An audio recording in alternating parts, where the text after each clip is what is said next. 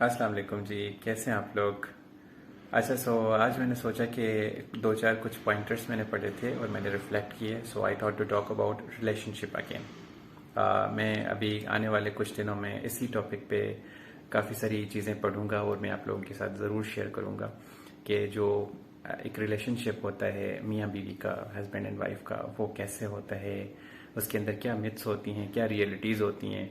Since I am also married, so I can basically share my experience as well. But you see, जब हम लोग ये बात करते हैं ना तो काफ़ी सारे मिथ्स हमारे सामने से गुजरते हैं और हम उनको एक्सपीरियंस करते हैं और वो काफ़ी गलत भी साबित होते हैं, कभी कभी वो सही भी साबित होते हैं। बट लेट्स टॉक अबाउट के मिथ्स हैं क्या। जैसा कि सबसे पहला मिथ जो मैंने सुना कि जो अच्छा कपल होता है, हेल्दी कपल होता है, उनके आपस में झगड़े नहीं होते। दूसरा मैंने सुना कि बच्चे की अगर पैदाइश हो जाती है तो कपल का रिलेशन मजबूत हो जाता है। तीसरा मैंने सुना कि अगर कोई आपका पार्टनर जो है जेलस हो रहा है आपके लिए तो इसका मतलब है कि वो पोजीशन शो कर रहा है and position is a part of love. ये एक मिथ सुनी मैंने। और एक और मिथ मैंने सुनी कि आपको अपने पार्टनर के बारे में 100% पता होना चाहिए एंड आपको हर चीज़ के बारे में इल्म हो और आप उसको कम्प्लीटली जान रहे हो और वो भी आपको कम्प्लीटली जान रहा है। अब जब हम इसको ज़ाती ज़िंदगी में और रियल लाइफ में हम लोग देखते हैं, रिफ्लेक्ट करते हैं, तो कहानी बिल्कुल उलट है इसके। यूसी अगर बहन भाई के दरमियान जो एक माँ के पेट से निकले हैं उनके दरमियान अगर झगड़े हो सकते हैं तो मियाँ बीवी के दरमियान क्यों नहीं हो सकते। और आपने ऐसा भी देखा होगा कि किसी के 4 बच्चे हो गए, 5 बच्चे हो गए, लेकिन फिर भी डिवोर्स हो गई। आपने ऐसा भी देखा होगा कि इनसिक्योरिटीज़ की वजह से कोई किसी को आप सेकेंड पार्टनर को रोक रहा है कि आपने इससे बात नहीं करनी, आपने यहाँ नहीं जाना, तो वो उसकी इनसिक्योरिटी को लेके हम लोग रिलेशनशिप को मजीद टॉक्सिक कर लेते हैं। तो हाउ इज़ दैट की पोजीशन जो है वो it's a part of love. So इस तरह की कुछ रिफ्लेक्शंस मैंने भी देखी अपनी ज़िंदगी में। देखिए, हम लोग सब अपनी ज़िंदगी में ना डिफरेंट इन्वायरमेंट में ब्रॉटअप लेते हैं और इसी हिसाब से हमारे कुछ वैल्यूज़ और बिलीफ सिस्टम बन जाते हैं और हम अपने अपनी ज़िंदगी के एक्सपीरियंस को लेके चलते हैं। So human behaviours are subjective. मेरा बिहेवियर इज़ नॉट इक्वल कि पूरी दुनिया के लोगों का बिहेवियर वैसा हो, या किसी एक के बिहेवियर को उठा के मैं कभी भी रिफ्लेक्ट नहीं कर सकता। Same is the case here because when we talk about relationship is the individual story of every couple। और सवाल ये नहीं है कि क्या मिथ है क्या रियलिटी है, लेकिन अगर हम इसके सॉल्यूशंस की तरफ देखें तो दो चार कुछ चीज़ें हैं जिनके बारे में हमें ज़रूर ख्याल रखना चाहिए।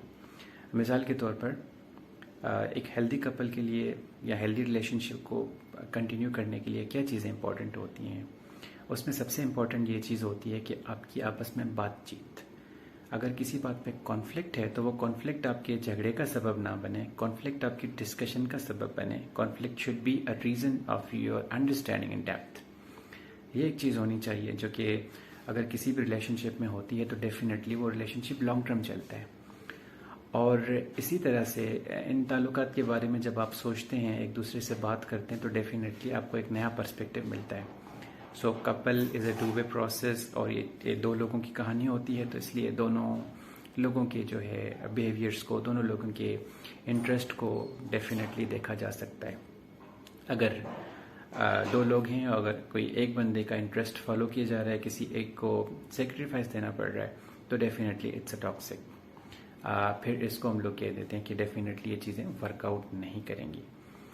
सो सवाल ये है कि मैं क्या वैल्यूएट कर सकता हूँ अपने रिलेशनशिप को बेहतर करने में। अगर ये मेरा कॉन्फ्लिक्ट आ रहा है तो what needs to happen so that I can help my partner to basically remove that conflict and become more aware of my interest and I become more aware of her interest। So ये बातें बहुत छोटी हैं, लेकिन अगर आप देखेंगे तो आपको काफ़ी रियलाइजेशन होगी इन बातों के बारे में कि वी डोंट आस्क। हमेशा हम लोग रिलेशनशिप में आके अज्यूम करते हैं, हमेशा हम रिलेशनशिप में आके जब भी कोई बात होती है तो हम पुराने एक्सपीरियंसेस को सामने रख के और उस पर डिसीजंस लेते हैं, अपना पॉइंट ऑफ व्यू बनाते हैं, लेकिन हम लोग बात नहीं करते आपस में। जैसे मैंने कहा ना, बिहेवियर सब्जेक्टिव होते हैं, तो वो सिचुएशन टू सिचुएशन वेरी कर रहे होते हैं। सो अगर हम इसके बारे में थोड़ा सा अवेयर हो जाएं और हम अपने पार्टनर से बात करें जिस बारे में कॉन्फ्लिक्ट है कि क्यों है, what's the root cause of that conflict, how we can come together to basically resolve this, आपको कहानी डिफरेंट नज़र आएगी और आपको लगेगा कि सारी मिथ्स जो हैं these are just there to manipulate and spoil. And actually we are there to spoil. ये तो चीज़ें जो हमारे सामने हैं, it's our responsibility either to take them or ignore them.